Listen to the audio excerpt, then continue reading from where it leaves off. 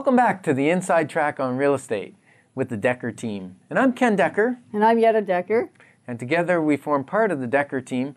And today we're going to be talking about really the top 10 fears that buyers have, or concerns. We'll call them fears or concerns. Some people don't like being fearful.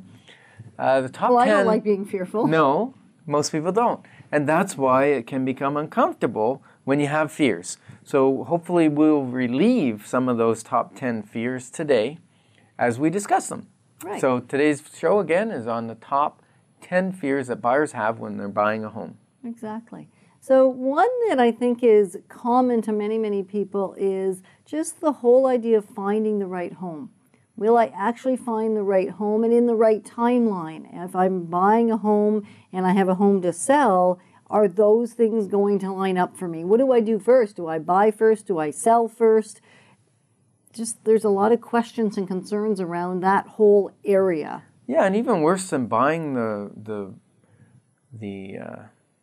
not finding the right home is buying the wrong home. You know, they kind of fit hand in glove. The other thing that people are concerned about is maybe missing the best home. Right. You know, they're afraid that they're not going to find all the homes or miss the great deal or the right location for them.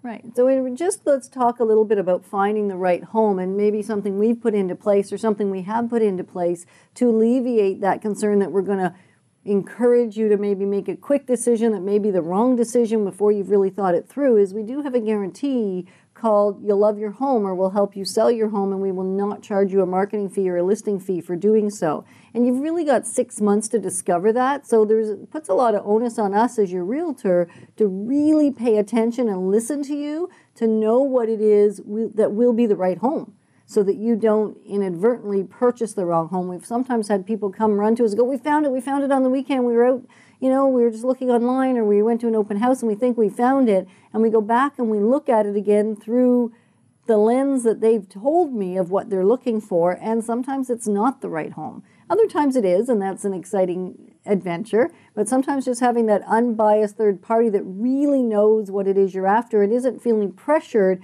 to help you get into a home can help you alleviate that fear of buying the wrong home. Mm-hmm. Yeah, and also as far as finding the right home, we have a great system that once we do a full consultation with you so that we know exactly what you're looking for. Well, as much as you know. Yeah. Sometimes you don't have that great an idea, or sometimes the husband thinks one thing, the wife thinks another, or if it's two sisters buying property or two friends, then there's different ideas of exactly what that home is. I have had that where a couple said to me, we're only going to look at bungalows. And I showed them bungalows all day. And then we're driving by a house and they go, well, what about that one? And I said, well, I'll call on it, but it's a 2-story.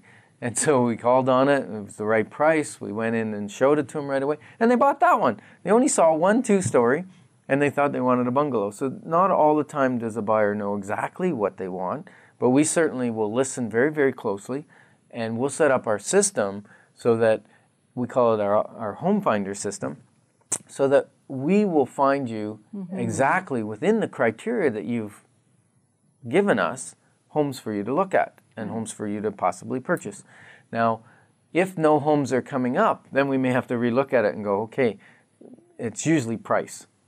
For what you want, we can't find it for sale in that area. Exist. It doesn't exist. So we either have to change the price, or maybe change the location, or maybe drive a little further, or maybe look for a little bit smaller home, anything like that. So we'll coach you through that system. We're going to set up our system, and then we're going to monitor it and make sure that you're getting enough homes that we can go see. And if not, what do we need to change to make that work? And sometimes seeing a home just means really seeing it online, because you'll be sent all the homes that really match that criteria.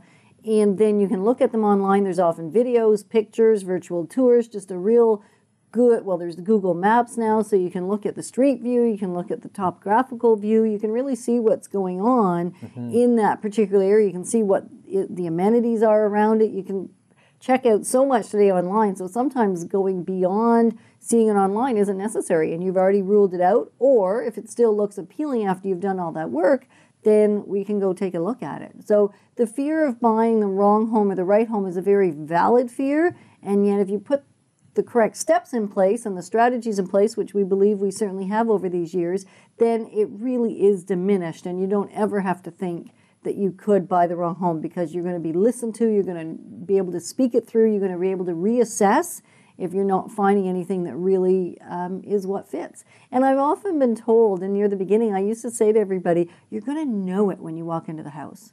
And for some people, that is absolutely true. They're going to know it when they walk into that right home, and it already has met the initial criteria that they requested. Others will never feel it.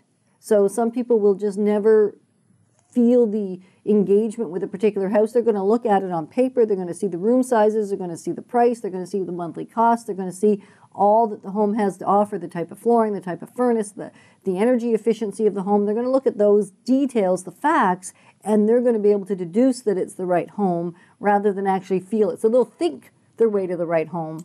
Yeah, they're going to still feel it once they move in and they make it their own, they hang their pictures, put their furniture in, and yeah, usually it's going to start to feel like home. Right. Whereas other clients will walk in and go, yeah, this is home, and they'll sit down in the couch or whatever and just look around, and we go, well, okay, well, they've already bought this house. Let's go. We might as well go right up the offer. Yeah. So the second fear that often is on somebody's mind is, what if I overpay for this property? What if I pay too much for this house? That's a valid fear, isn't it? Because buyers... they've got a little more education now because there's so much on the internet, so much information available, and yet there's not a lot of sold data, so easily just readable. Easily readable to the public, to the general public. And that's where a great realtor like us comes in, because before we do an offer on a property, we're going to do a complete market analysis of the market, the area, and the property itself, and show you properties that are similar that have sold and what they sold for. Right. So you can pretty much bet if 3 or 4 other buyers have been willing to pay a certain price for a certain property, then you're safe paying somewhere in there, give or take a few $1,000s. Now, $1,000 seems like a lot of money. On a large purchase of $300,000, $400,000, $500,000, $600,000, $1,000 or $2,000 or $5,000 really isn't a lot, and your payment on $5,000 isn't a lot. And 20 years from now, when you go to sell, it's really that $3,000 or $4,000 is kind of fluff if you've been in a house for that kind of time. Well, that's right. And really, the last even 5% of value, certainly 1 to 5%, is really not hard and fast value. It's really much more subjective. So often if we have a property on the market and we're exposed it a fair bit to the marketplace and we get more than one proposal at one time, we may see even an upwards of a 10% variation between the lowest and the highest offer.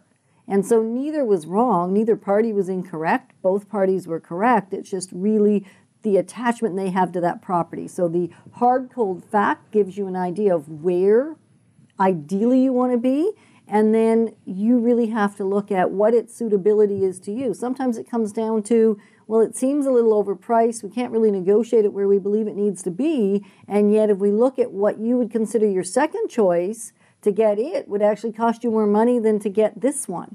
And so there'll be a lot of variables that you'll want to take into consideration, but certainly there need to be no fear around overpaying, because we'll do a thorough analysis of exactly what makes sense to actually pay for that property. Yes. And then you'll make an informed decision. And the beauty is, we are not attached to the outcome. Right. So typically, we're very strong negotiators, and we're going to get typically more money off than the buyer was willing to pay. So in other words, we'll probably make you uncomfortable as we're negotiating because you may not want to lose the property. That being said, we will always follow your instructions, because if you tell us to put in an offer of X and we say no, give Y, and then someone else buys it, then we'll be at fault. So we listen to you, but we'll also guide you and coach you on, are there any other offers pending? There's lots of things that we do behind the scenes to make sure that our clients are kept safe and that they're not overpaying for a property. Right, and that they actually get the property they want. Yes. And for 2 reasons. One is we have our guaranteed sale. If they don't like it within 6 months, we're going to resell it without a marketing fee. But also, if 2-3 years or 4 years down the road their situation changes or they get transferred to another city or whatever, we need to be able to resell that house. And the last thing we want to do is for you to have overpaid for it and then us go to sell it and tell you that we can't get the money that we expect because we paid too much.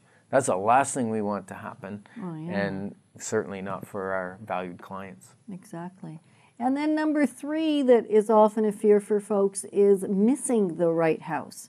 What if the right one's there but I don't act fast enough? Or what if you put pressure on me and in fact I have to make a decision too quick? That whole idea of how do I time it so that I feel comfortable with the decision I've made, but not call you 2 days later and say, that's the house I want, and I call you and tell you that's awesome. However, it sold 10 minutes ago or sold last night. And that just happened this week for one of our clients. Wasn't quite ready to make the decision when she first saw it. By the time she was ready to make the decision, it was gone.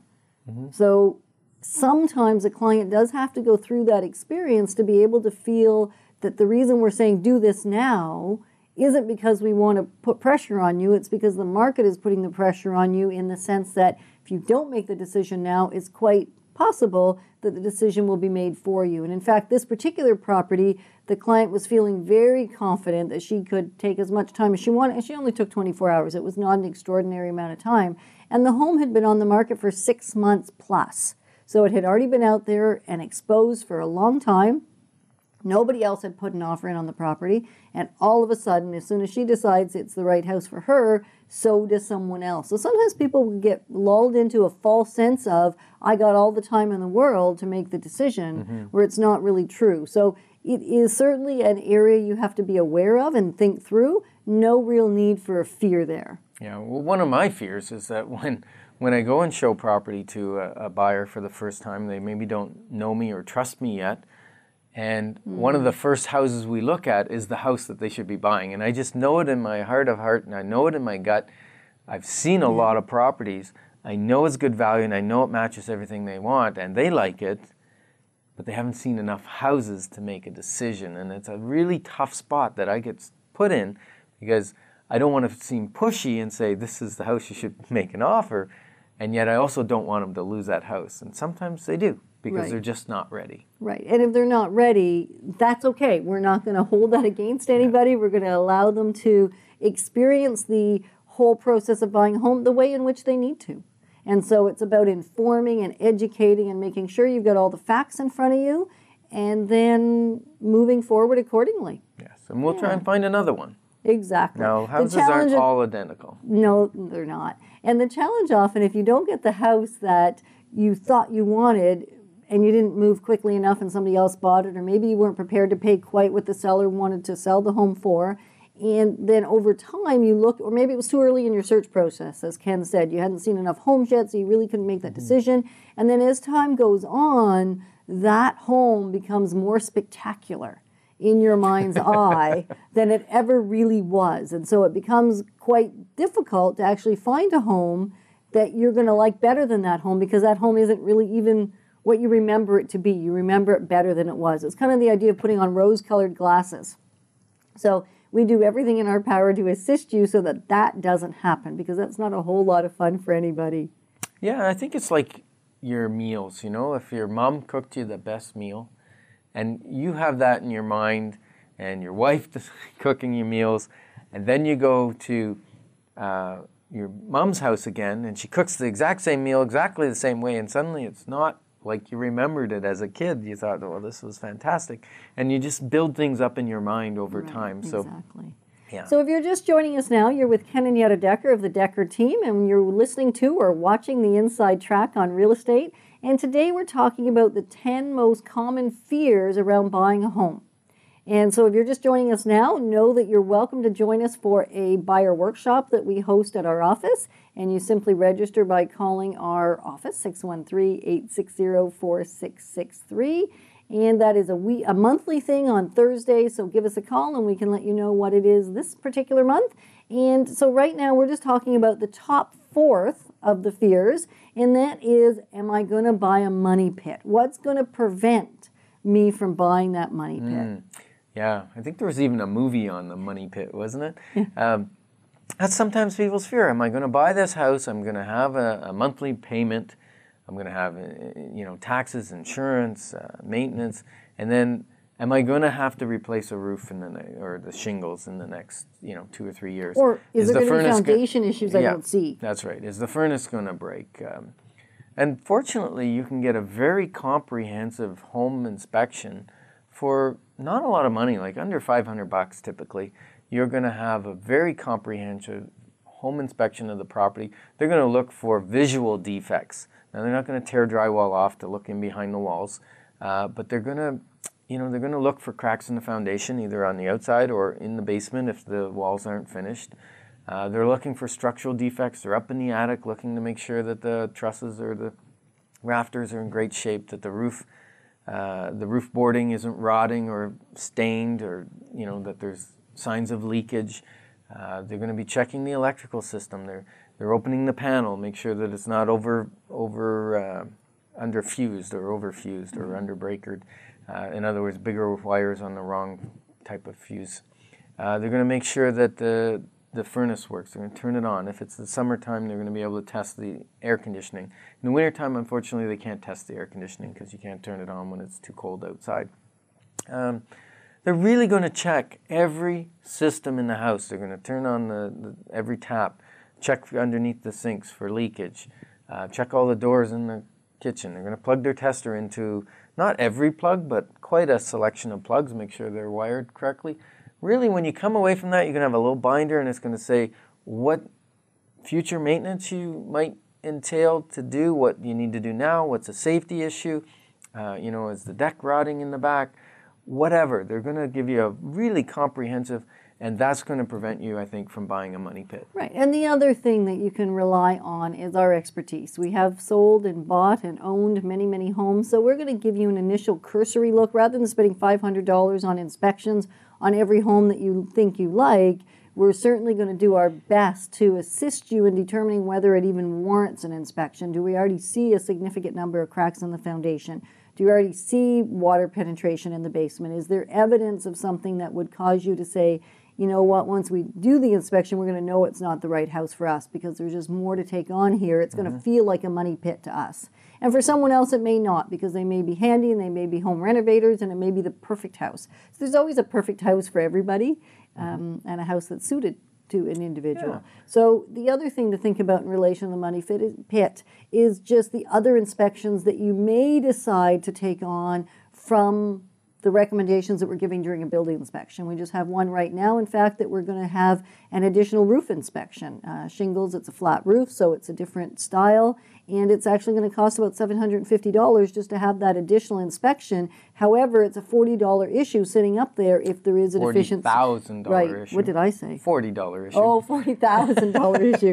Sometimes I drop my thousands because I always talk in thousands anyway. Apologize for that. Anyway, so a $40,000 to $50,000 issue up on that roof. So to spend even $1,000 to verify what we're going to be looking at down the road may make really good sense. And the number 5 of the top 10 fears is your neighbors. Right. Because you could get some bad neighbors.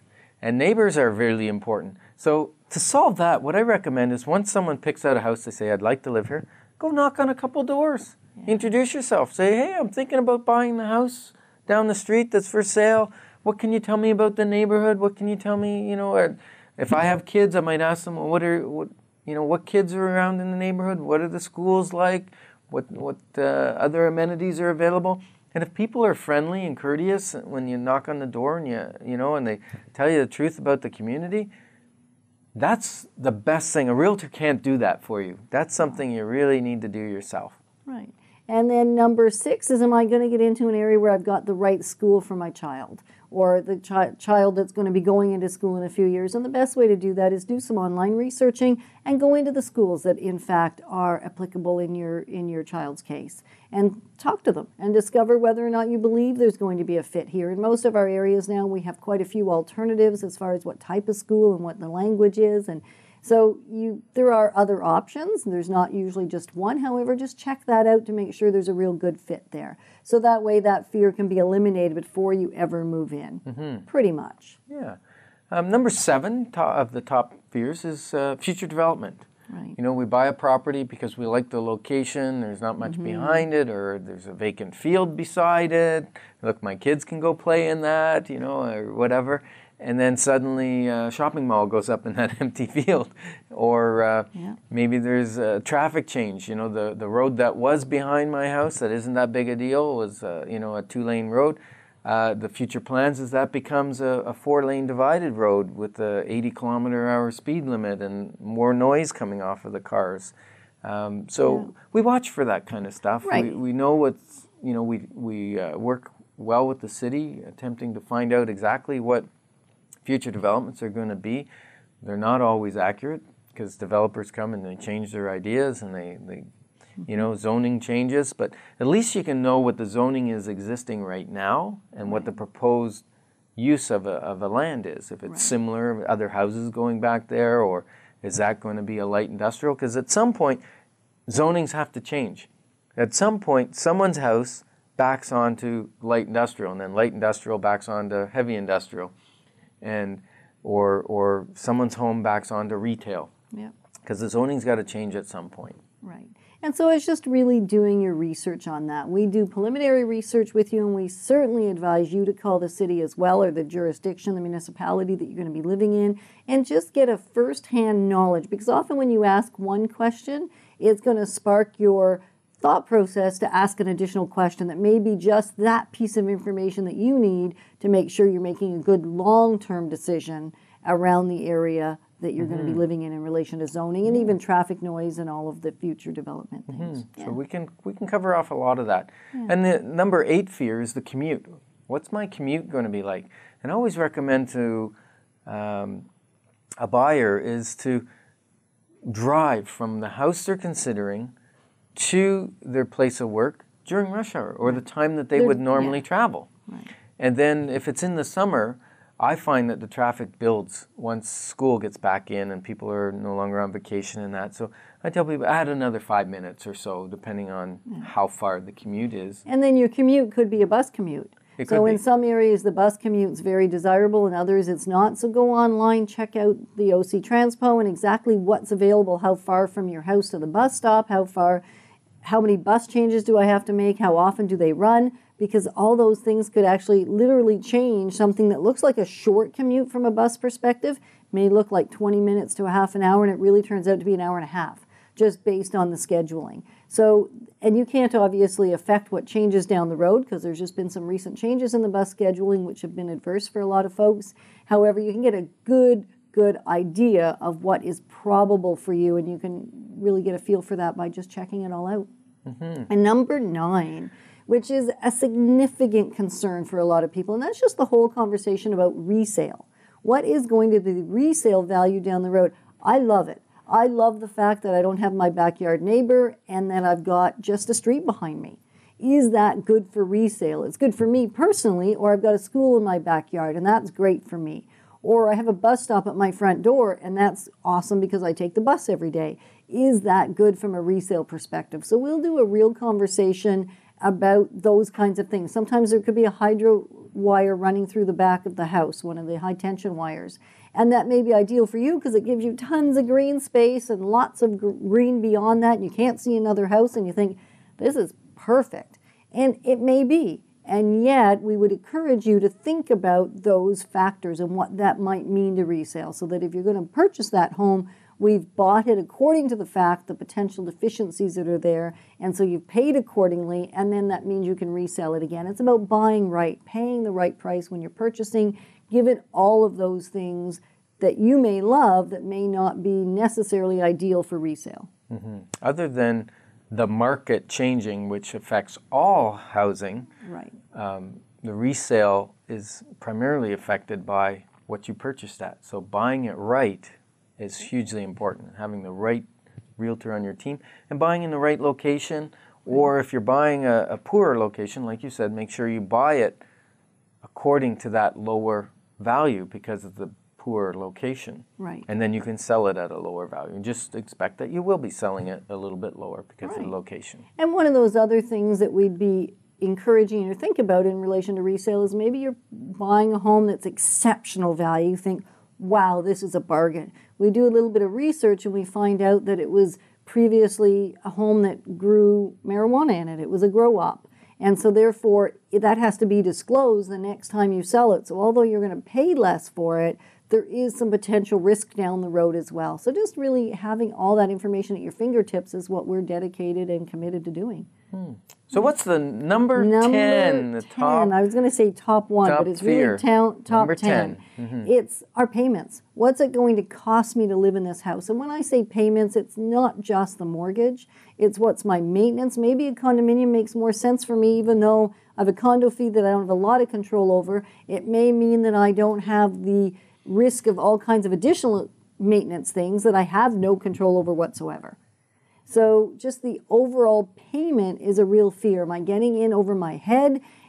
Am I going to be able to do this thing? If the interest rates go up, what's the answer? So really looking at financial picture. And if you're in the time of your life where you're going to be earning more money as the time goes on, it may be okay to spend a little more than is ideal. Whereas if, let's say, you're later in years buying a home and your earning potential is not increasing, or you're just in a career where your earning potential is not going to shift, it may not be as wise to push it. So there's a lot of factors to consider when you're thinking about payment and all that's associated with the payment, including additional gas maybe. Maybe you're living 2 minutes from work now and where you're moving is going to be 20 minutes from work. And so thinking about what those costs and associated costs are going to be. And our goal is not to push people to their absolute limit. We like you to have some breathing room, some space. Now, that's not to say that sometimes people do go to their limit, but it's not because we encourage them to go there. It's more that's what they had to do to get into the house that they needed or that type of thing, yeah. So certainly the fear of somebody pushing you to spend more than you want, that's not something we're going to be doing because it just doesn't help to live in a stressy situation. Peace of mind around the payment and around what it's going to cost you to live in that home is such an important thing to consider. Yeah, I've even had buyers that, two income family, and they decide they're going to qualify for the mortgage on one income in case things change or somebody needs to stay home or whatever. They're going to do it on one income, and that makes them feel safe and secure, and that's cool. So whatever your needs are, we'll work to get it to happen because we're in the business of making people's dreams come true. Yeah. So you've been listening to the Decker team, and we've been talking on the inside track on real estate. Today has been all about the top 10 fears. And come out to one of our buyer workshops. That's an amazing way to alleviate concerns. Yeah, and you can ask us questions one-on-one. We have them once a month. Just call our number at 613-860-4663 and say you're interested. Or maybe you're thinking about investing in real estate. We have a workshop once a month as well on investing on real estate. It's really a fairly basic starter session, but a great place to get your questions answered and also really develop an interaction and learn some great stuff. So it's been a great time here talking with you, and we just want to say goodbye, and feel free to email us any of your questions for a future show. The email address is deckerteam@chri.ca. And bye for now. Bye. What you wanna do?